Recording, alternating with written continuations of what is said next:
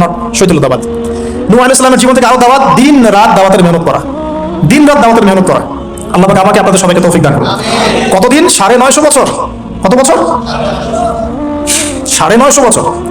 পুরো আব্বাসীয় খেলাফত ছিল 509 বছর কি 10 বছর মেবি। পুরো আব্বাসীয় খেলাফত 510 বছরের মতো।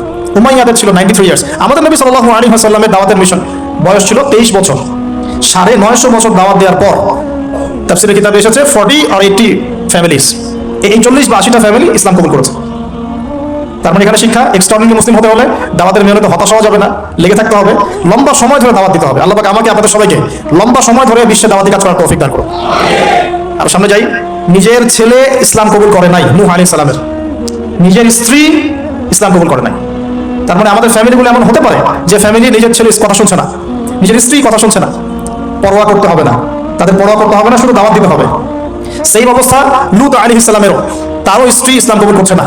আল্লাহ পাক তাদেরকে ধ্বংস করেছেন, নূহ আলাইহিস সালাম লূত আলাইহিস সালামকে উদ্ধার করেছেন। তো এখানে আমরা আমাদের দ্বীনি বন্ধুকে রিকোয়েস্ট করবো, আপনারা সবাই আপনাদের ফ্যামিলিতে খাদিজা রাদিয়াল্লাহু আনহা, আয়েশা রাদিয়াল্লাহু আনহা রোল প্লে করেন। নূহ আলাইহিস সালাম আর লূত আলাইহিস সালামের স্ত্রী রোল প্লে করবেন না। আনফরচুনেটলি এখনকার যে বিজি সিটিসগুলো, মানে যেগুলো আমরা বলি বস্তুবাড়ি শহরগুলো, ফ্যামিলিগুলো দিন দিন ক্রাশ করছে। সম্পর্কের টানাপোড়া, বিচ্ছেদ, ডিভোর্সড, আকীদা আদর্শের মিল নাই, স্বামী ইসলাম প্র্যাকটিস করলে স্ত্রীর সমস্যা, স্ত্রী প্র্যাকটিস করলে স্বামীর সমস্যা। এই প্রবলেমসগুলো আমাদেরকে সলভ করতে হবে। আল্লাহ পাক আমাদেরকে সবর করার তৌফিক দান করুন। পারিবারিক তালিমটা খুব বেশি ইম্পর্টেন্ট। পরিবারে তালিম চালু করা উচিত।